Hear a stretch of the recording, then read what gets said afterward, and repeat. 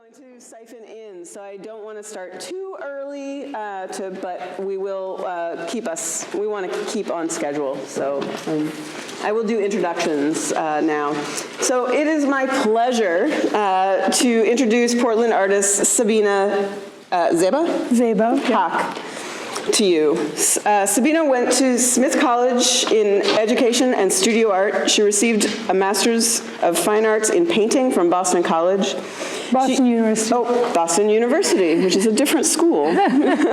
She teaches at the Portland State University in Portland, Oregon, where from 2006 to 2009, she was the James DePriest Professor in Ethnic Art.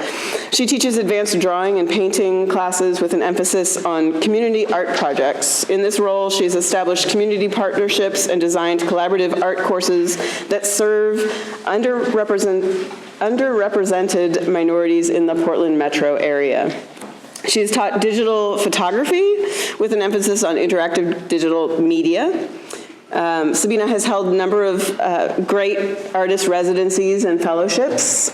She was awarded the Oregon State Commission 2014 Individual Artist Fellowship, the Jordan Schnitzer Printmaking Residency at the Sitka Art Center, the Lila Jewell Fellowship Award from the Mackenzie River Gathering Foundation in Portland. She has been to the Vermont Studio Center in Johnson, Vermont for a residency.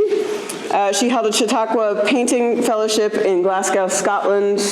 She's also received a Visiting Artist Fellowship at the School of Art in Glasgow, Scotland. Sabina has participated in group and solo art exhibitions both nationally and internationally in places such as Portland, Oregon. Many in Portland, she's a Portland artist. Los Angeles, California, Toronto, Canada, and Karachi, Pakistan. She has done a TED Talk, which is really a great TED Talk, so you might want to look at that. It's linked on her website. It's right in there. Please welcome Sabina Haque. Thank you. Okay, hi, I'm Sabina, and I'm going to give you a few minutes to settle in. Do you think we want to wait for more students, or just everyone's going to settle in now? Okay. All right. Great.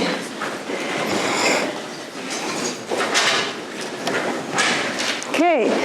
So today, my talk is really about identity and place and what that even means. I have a 10-year-old daughter, and she's always like, well, what is identity? What do you mean by that? There's so many different roles that we all play. Some of you were sitting here early, saw an early video of mine where I'm exploring all the different roles of gender, as well as being a Muslim American woman, and just changing my costume and my dress from sort of a Western outfit to my wedding dress, which you see featured in some of my art pieces here.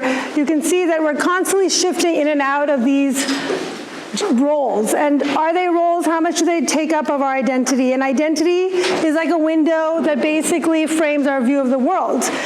And we can deny it as much as we want, but most of my work has been about exploring how we sort of transcend these different windows. There's space up front. We're just about to begin. So this is the first time where I was growing up in Pakistan. My mother's from Ohio, and she's white and Republican, and my father is from Pakistan. And I was born in Columbus, Ohio, and then raised in Karachi, Pakistan. And those are my siblings, and we celebrated Easter, Christmas, Ramadan, so you name it. I had a very multicultural upbringing. And, I was sort of going to school with all these other kids that were brown and sort of Muslim, and I was being raised as a Muslim, but also as a Christian.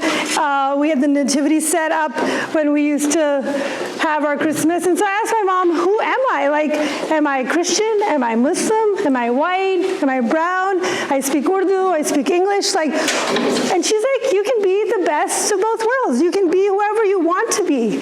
And then I realized, I don't really need to be defined by that one sort of identity, I can be the space in between those. And what does that even mean? And how do I attend to the privileges that come with my white identity? Because being white in Pakistan is actually considered a privilege. You're actually considered more beautiful the fairer you are. And this is unfortunately part of a lot of cultures, especially in the subcontinent, India and Pakistan.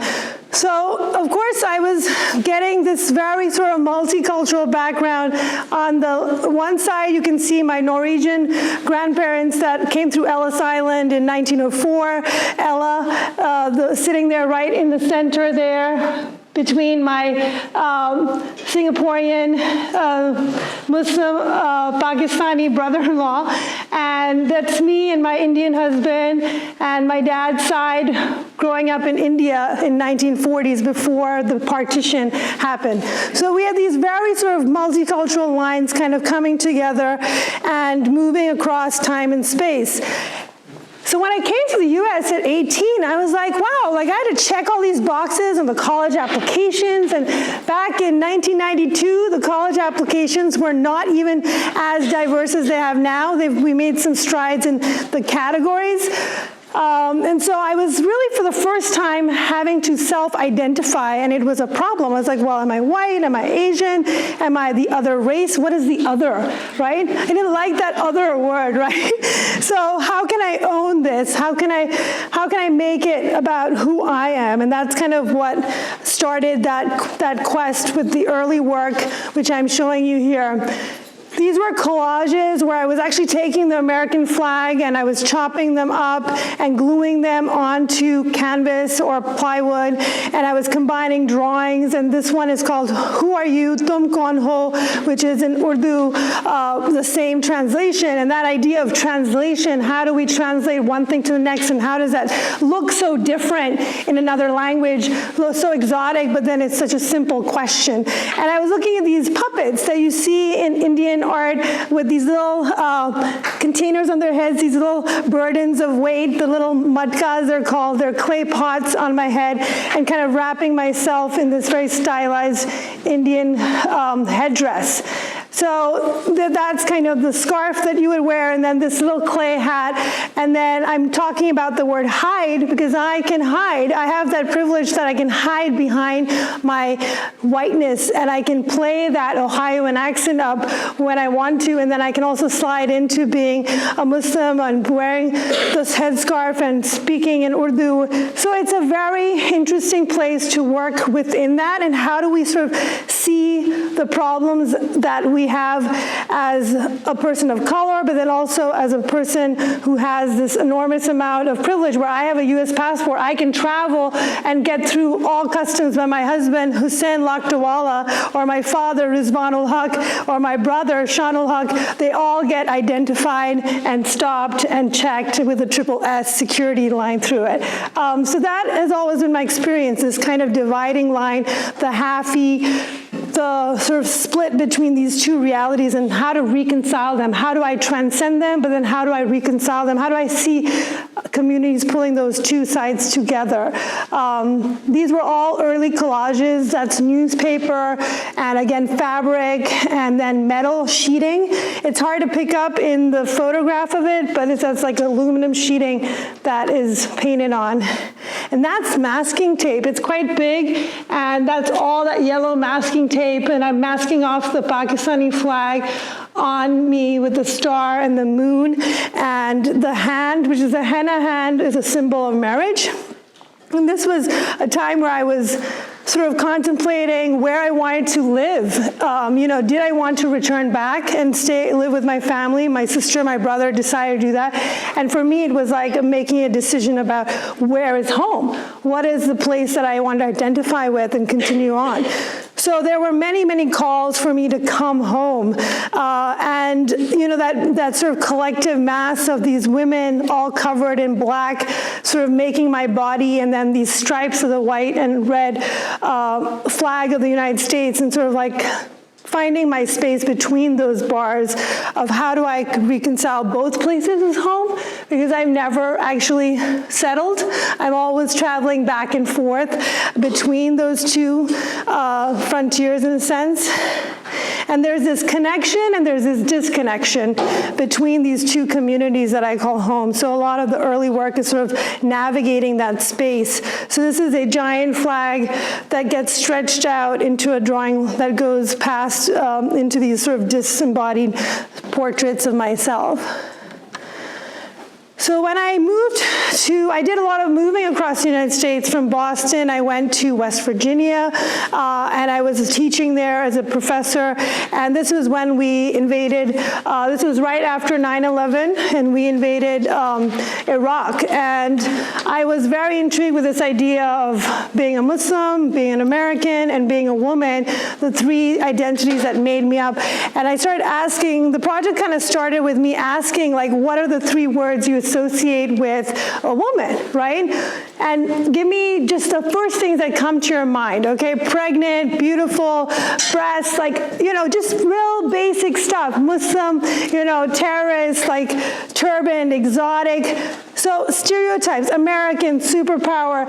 And I started to collect this as a word bank in a sense. And at this point in time, there were 300% increase in hate crimes against the Muslim community, and specifically women, because women do stand out. As soon as you put this headscarf on, you become identified. It changes your identity in a very different way. We read you as the other, at least in this culture now with all the backlash. So I wanted to confront that, and I also, you guys may or may not be aware that we have had a registry throughout the Bush years and into the Obama years. So at this time, we actually passed a law that registered my brother, for instance, anyone who's 18 to 45 during the 2003 all the way to 2011 had to register. You were not registered as U.S. citizen, but if you were a non-U.S. citizen and on a student visa, you were registered with the United States government. You were interviewed and you were asked questions about your connections to terrorism. So a standard question would be, so do you have any ties with terrorists? You know, you're a student, you're studying in a college in a small town, you're like, no. Do you have any bank accounts in these countries? So there was a whole list of very dehumanizing questions, and I wanted to ask people these questions, and I wanted to ask these new questions. What is your, favorite thing to do in life? Like, what are you passionate about? Who are the family that you're connected to? And I started interviewing people both in my community in West Virginia, community in Pakistan as well. So you can see here, there's like a security guard of Ohio, Shawnee State, and then there's a security guard at my mother's school, and that's my mother to the right of that security guard over here. And so there's my brother, and there's my Norwegian chair, and there's another friend of mine who was from the Philippines. So everyone started to give me their stories, and they were so interesting because they started to kind of create this word wall behind them, about what was really who they were. And I asked them, have you ever been judged, ever? And even the guy with the red hair and the goatee that was white said he had been judged, that people thought he was too effeminate and that he was gay, but he wasn't really gay, he had 2 kids. And so people judge all the time, like the blonde-haired girl was judged. So we get judged for many different reasons, but there was also a sense of kind of connecting to the unity of the piece, where you have at the bottom a little excerpt from the interview with these mirror tiles on the floor. So the film strip of all the interviews and the portraits went around the room, and on the floor, the portrait was reflected, and it says here, I'm a security guard for a high school run by an American lady here in Karachi. It's a great job, it pays well, and I send my money back to my village where the people live 1,000 miles away. And I see them every 4 months, and we're saving up for a house. Very similar, very basic human needs that we are all sort of thinking about, but they're also juxtaposed against this backdrop of these hate crimes that were actually publicly happening at the time, like Sumaira Kukab was wearing a headscarf when she was pulled out of a group of airline passengers and detained. Women who were working at Walmart at the time were were not allowed to have maternity leave. So there was a variety of things that were happening, and these are actually my strangest creatures yet. They're actually these mummies that I made of myself. I went to the museum and I studied, how do you make a mummy? How do we want to be remembered? How do we want to embalm ourselves in these ideas? What are our values, and how do we stand up for them? So there was this ideas that circulate on the outside and then on the inside of the piece. And this brought me to this photographic series where I did these kind of performative pieces. At that time, I didn't think they were performative, but they were. And I was setting myself up in the studio with these big flags that I borrowed from the VA in West Virginia.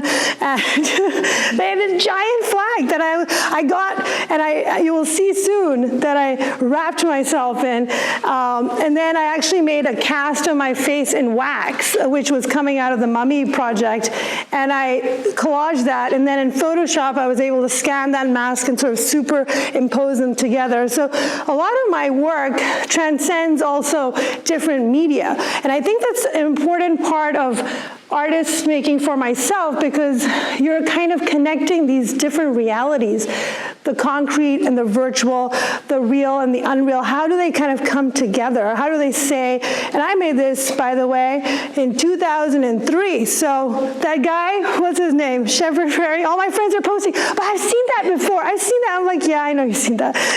I made that. Anyway, but this one is again sort of connecting to my Hindu and background, and my father's family. They weren't Hindus, but they definitely spent this huge amount of time in India. And now I'm married to an Indian man, so that's a whole nother border that I constantly have to navigate, because as a Pakistani, even though I have a US citizenship, I have too much Pakistani blood, right? So they will bar me from visiting there. It took me 3 years after the current 9/11 that they had in their community in Bombay to get a visa to go and visit. And hopefully my husband will not be denied, because now he's become American. So it's always one of those navigating things. So here I'm combining Arabic text from the Quran, and I'm combining the goddess Kali into the American flag, sort of these multiple roles. And this is that giant flag that I actually wrapped my whole body in with the help of my photographer. And this was these pictures that you see in the background. This is called war memorials. And they're memorials that were made by American soldiers that were losing their comrades.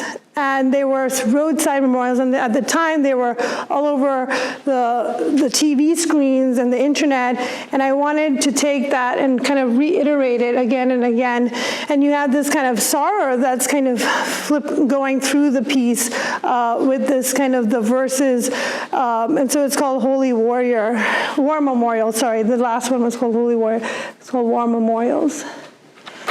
And this one, I've never titled it, but it's incredibly sad.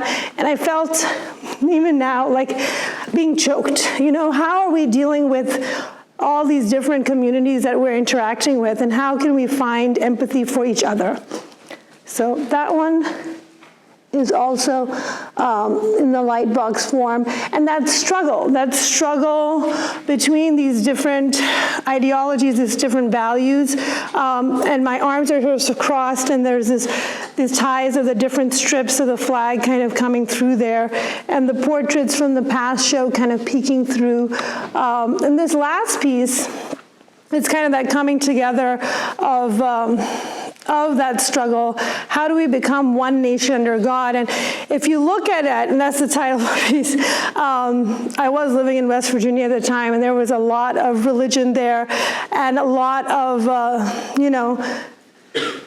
a lot of community, but also at the same time, a lot of discussion about what does that really mean? How do we accept our neighbor? How do we be kind to our neighbor? How do we treat them with brotherly love? And so I took actually text. People would come to me with these Bibles. And I had them. And of course, I read the Bible when I was a young child. I had the children's version as well as with the Quran. So these are slices of text that I've cut up and collaged physically, not in Photoshop, and then made that, and then recollaged, rephotographed it, and then superimposed these portraits in the background from the previous show. If you notice back here, they're the portraits from that other show. And this is in the gallery right now, and so is the other piece. So it's about this verse about brotherly love and how we can tie that in. And if you notice that the colors are basically dressed as a masked individual, so it has a different multiple connotations. I moved away from that work into this other sort of work around being a woman, being a mother. I'm wearing my traditional wedding dress that I got married in, which wasn't red. I decided I didn't want a red Indian wedding dress. But at the time, it was basically everything was traditional about it except the color. But you can see here kind of me superimposing into Frangelica's frescoes. So that would be behind, superimposing myself onto Jesus. And then you can see this kind of, this is, I won't bring up the title right now, but you can see that there's this Annunciation scene here, and then on the wall here are these little tiny, tiny patterns. And they're like, I made an Illustrator, the computer program, this, I took a drawing of Leonardo da Vinci's image of the baby, and then I drew it within the sperm. And so there was this very scientific kind of connotation of how we live today and how we're trying to sort of have this child, and here is this Annunciation scene. So these different roles and these different contemporary themes around that became part of the narrative. And then voila, we did have a child. She came out, and her name was Sophia. And little did I know that was a very popular name. Everyone's named Sophia if they're age 10 right now. So there's like 3 of them. But I basically, again, sort of superimposed myself as the Indian Madonna and child in this sort of like Rubenesque background. And so this is, again, both painted and photographed. So there's this weird kind of collaging that I'm doing with oil on canvas and then photographic elements on canvas. And that's a technique that I continue to sort of work with later on as we move into some of the other portraits. And this last piece is called Final Justice, and it's basically the Quranic verses, the hand of Buddha, the lotus flower, all of those things coming together, and the symbol of justice, but justice is kind of blind, and she's got this mask covering her eyes. So it kind of has, and the dagger of Kali is from Hinduism. So this is going to translate into place, right? So after I started working through these identities, I was like, well, places also have identities, and they're deeply connected to who we are as people. And how can a place define who we are? And Pakistan and Karachi was a place that you're seeing here. This is an image of Karachi. It may not look like it. A lot of people don't realize that we have these 100-year-old turtles that come in the middle of the night and lay their eggs, and they come for the last 300 years to the coast of the Arabian Sea. And so when I was a second grader, I used to go down to the ocean for these field trips with the wildlife organizers, and we'd come and see this actually happen in real place. But one of the challenges of Pakistan is that now we are constantly inundated with terrorism within our own communities and from abroad as well, when I talk about it in a little bit. This is a student from my mother's school. She's an American. She's created her own school there with 1,000 students. And these are pictures of protests against terrorism, because we in Pakistan have suffered the most, and we have lost hundreds, thousands of people every year since 9/11. Almost 5,000 or 6,000 people die every year in Pakistan due to terrorism. And in the last 16 years, it's probably at least 100,000. So it's a huge, huge issue. And the women are at the forefront of this, and people who still live there, like my parents, are at the forefront of this because they choose, I mean, they could leave, like a lot of people have left, but they choose not to. So I wanted to do a show there, and I wanted to do something about the place. And I was looking for maps, just regular maps of Pakistan and of Karachi, and I was Googling Karachi, and this map came out from a war game called Call of Duty. Anyone familiar with Call of Duty? So it's like a war game which played in multiple different cities, but actually what popped up was this map of Karachi, which was named the Karachi map, and so they basically took the city and sort of like made it into like a nuclear plant, because all the other war game maps in that set were like nuclear subplan or desert storm or something like that, but this was like the Karachi map. I was like, okay, so you click on this map and it takes you into this war-torn area, but it's actually places that my family frequent, and then you can go in and bomb stuff and completely dehumanize it. Also, they choose to use Arabic. We don't speak Arabic in Pakistan at all. We speak Urdu, which is basically a Persian language and has a lot of Persian and Hindi in it. So I took these maps and I transferred them onto canvas, and I started to change them with the paint, and I started to paint over them, into them, and bring in these sort of images of the banyan trees and those beautiful sort of lotus flowers and the sky and the ocean that I so remember sort of my childhood. So there's this kind of retaking of these spaces. And they turn into these, like, I mean, if everywhere you go in Pakistan now, in Karachi, there's these satellite cameras, and people are monitored as they go through, like, a mall. So there's this deep kind of connection with technology that is uncomfortable, but at the same time becomes necessary, and people are continuing to live with it. So this is called, that one was called Day Watchman. This is called Night Watchman. And then this one, you can see the original map. This was called the sub-nuclear map. And so I kind of change it up, have these like psychedelic ribbons kind of bursting forward, and these beautiful kind of trees kind of coming out. And I'm using also the language of Indian miniatures, which are pretty prevalent. If you've ever seen the Mughal miniatures from the subcontinent, all the way from the 12th century. So I'm using these very fine brushes, but they're pretty big oil paintings. So there's areas that are very sort of gestural, and then there's areas of very tight detail, and like oil pens and stuff like that.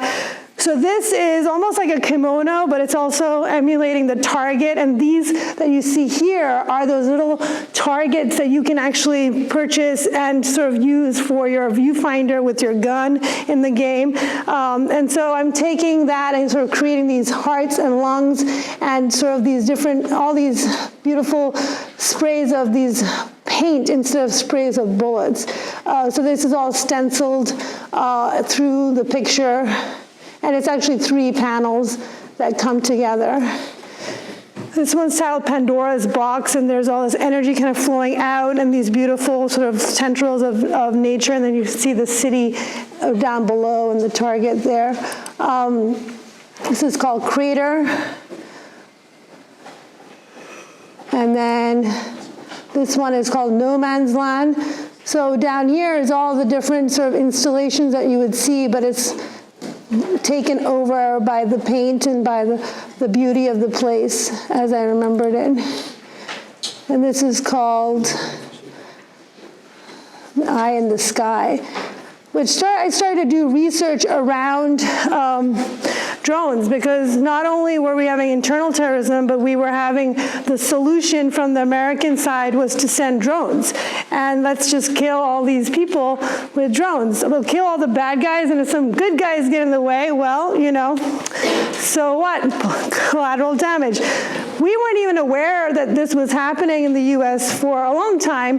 It started in 2004 and continues on as we speak. And it's a new way of technology. I mean, we're going to have drones in all of our technology. It's going to replace our Air Force. It's already been written about by multiple, it's a safer way for the person who is at war to protect their people. And so this eye in the sky idea sort of perpetuated into this idea of the Drone Shadow series. And what does it mean to be so disconnected? That's what got to me, is like, there is this disconnect now between how we are with communities, and we don't really necessarily feel our impact with the communities, and the communities are seeing these machines, and they have basically become terrorized by them, in a sense, when they hear the drone kind of hover above. Usually there's about 2,000 sorties in these villages up in the northern region of Pakistan, so you'll hear a drone every day hovering in your backyard. I mean, every day. So it's really become a huge sort of psychological burden for the average person living in the community. And guess what? The drones do come back home. This is what this is called. And there's like a Google map superimposed upon this old map of the world. And these drones are kind of filtering out through those fragmented spaces and coming into our space, into our home.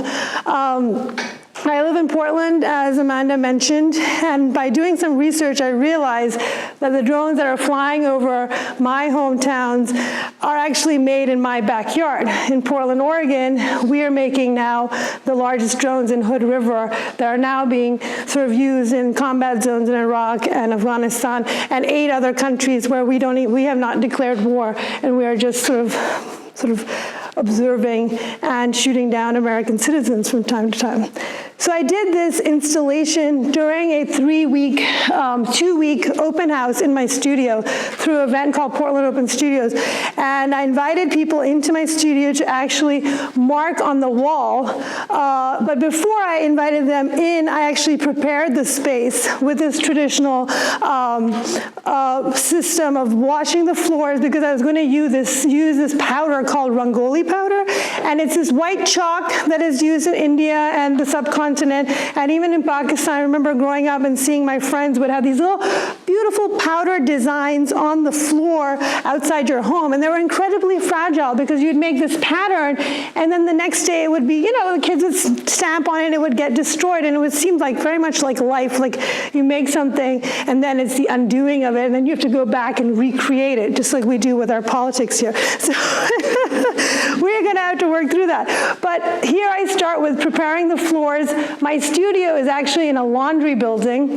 Back in the 1800s, women did laundry with these giant sheets. So I wanted to work with that. And so this became an animated film, which if you have a chance, you can check it out on my website. It's called Remembrance. And there is this part where I'm actually drawing out in real time the outline of the drone and then creating this marking wall and then using the water at the end to wash away the drone.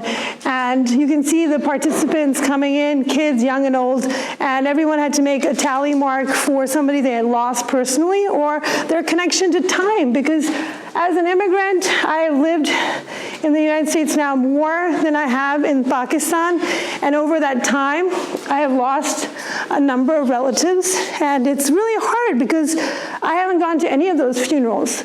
In the Muslim culture, when somebody dies, they're buried within 12 hours. So it is very, very challenging to get there in time, and that sense of loss is really palpable. And so I wanted people to connect with that as well, not just with violent loss, but every loss counts and time counts. So you can see this was made, and I wanted to situate people within that space, which is a very difficult space. Once you enter it, you have to confront that loss in a very real way. Right now we're just looking at it, but when you walk in and you have to sort of feel yourself surrounded by it, it is overwhelming, and it requires action in a sense. So here is the water kind of coming down on that Rangoli powder, which you've seen it in those party festivals. It's a symbol of fertility, it's a symbol of life, and it's also a symbol of fragility. And so here I'm wiping away. I thought I would be able to clean it up miraculously, but I was not able to. And as I went through it later on, I actually put in some of the context around the civilian losses. There were about 60 children that were killed with a drone attack by mistake, obviously. And this is in the very beginning of the drone program. And then a wedding party, moving forward in time. And then a grandmother she was in her backyard, and her grandson came to the United States Congress a year and a half ago, and he said, I lost my grandmother. She was so dear to me, and I no longer love those blue skies. I prefer gray skies, because the drones don't fly when the skies are gray. And it's such a, that quote really touched me, because it's like, we all have this sky. We all need to look up to it and see a sense of hope. And when you see this shadow of fear, it is really hard to pass through that. And again, it's something that we start with, just being aware that this is happening and that communities are being affected and civilians on the ground are being affected. So here's the unmaking of that, the unmaking of the news cycle, the destroying of that loss, the covering up of it, but also the renewal of it. This is the floor that I couldn't ever clean. So I made it into a surface to do that animation in real time. So I did a stop motion of that Rangoli design, which is ultimately so beautiful. And it is a symbol of infinity loops. It's a symbol of birth, and it's a symbol that we can recreate our own future, okay? It gives us some agency. And so this piece is called Remembrance, and it is available on my website. I'll send links to Amanda later. Which brings me back to the past. Where it all started, and the stories that I heard growing up from my father and my grandmother on my father's side, and how these lines of control, basically in 1915, the Middle East was carved up, the Ottoman Empire was carved up, and now we're seeing these repercussions across the world. And here also, the same thing. There was basically a line that was drawn through people's backyards. Literally, one side was Pakistan, one side was India. Very arbitrary at the time. And the British did it in 6 weeks and then left. So it was very much a chaotic sort of mix of, it was the largest land migration the world has ever seen. Over 17 million people in one summer transferred boundaries. My father and my grandfather left his hometown, which was 1,000 miles from where he was going to move, by train. His was the last train to leave before they started massacring all the people on the trains. And over 1 million people died that summer, were killed. So it is the largest, one of the largest, and we haven't really talked about it. India, Pakistan, we don't have a memorial. We still are at,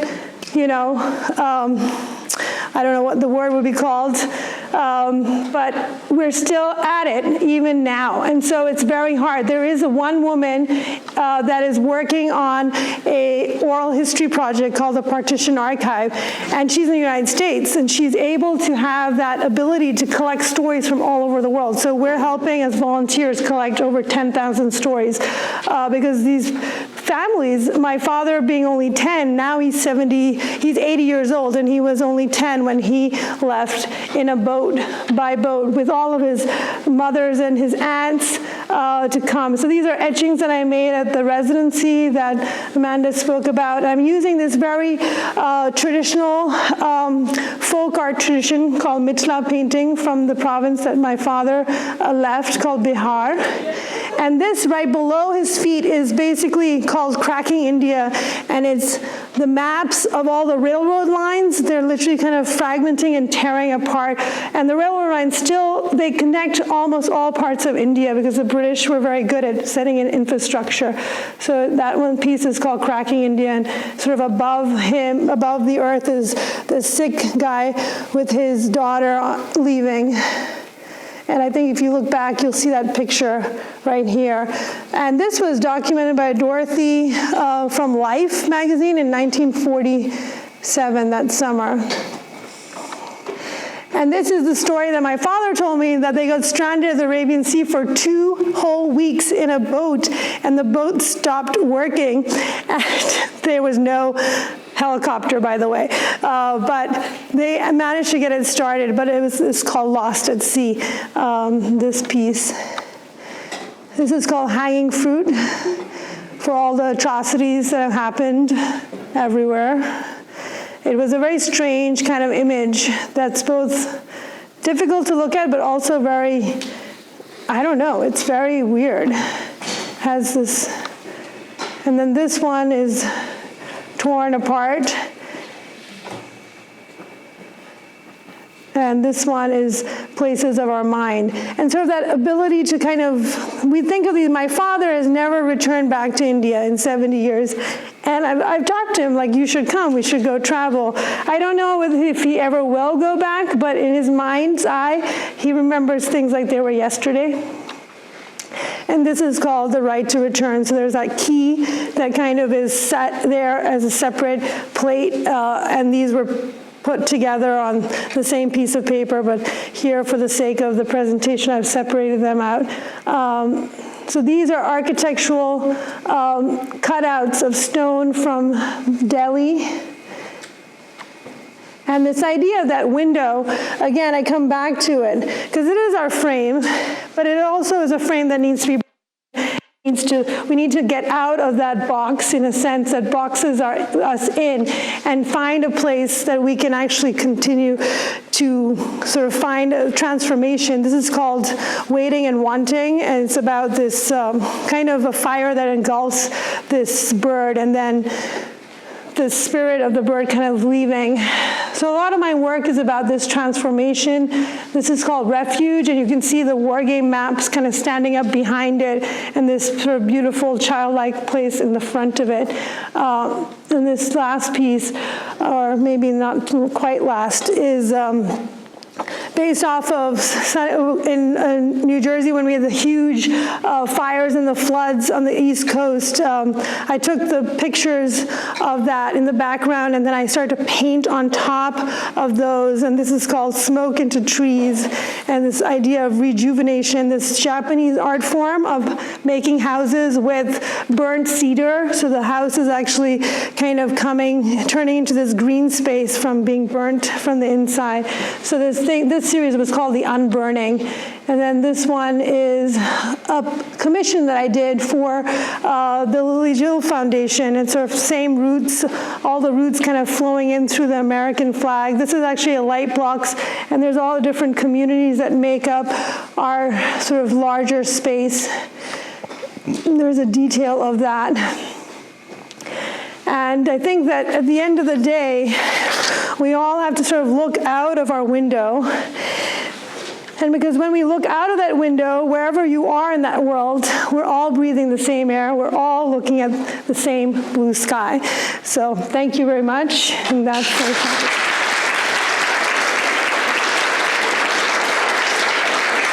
So I'll take some questions. There's time for questions. The other thing that I want to say is if you are the kind of person like me who might not want to stand up and ask a question here, but wants to have a little more one-on-one, we are going to head back to the gallery for a little bit after this and do a little more one-on-oneing. So if you have questions, please feel free. Yeah. You guys got to see a lot of stuff. What questions do you have? Yep. I don't really have a question, but I really want to thank you for taking time to educate. Also, while you're doing your lectures, I know how much work that is, and I think that's really great. Thank you. Like, yeah. people about art and historical that you're in. It's not everyone else knows. So thank you very much. Yeah, thank you. Thank you for acknowledging that. Yeah. How did your parents meet? How did my parents meet? They met, I think, on a bus or like in the grocery store. My husband, yeah. My father was, my mom, I think, was attracted to brown men, and so she spotted him, and they started their love story, which lasted a long time before they actually got married. But they met in Kansas City, Missouri, yeah, back in the 60s. Yeah, when she brought him home, she was like, my grandmother said, well, where is he from? Is he from Lebanon? And my mother was like, no. Go ahead. I was just going to ask, did they face resistance from their families? Well, my grandfather was not alive, my French grandfather, so I think that if he would have been, there might have been resistance. Yes. Go ahead. Excuse me, Professor, may I ask you a little bit? What? Your name. My name is Sabina Haque, Haque. It means truth in Arabic. Although artists always lie to tell the truth. Remember that.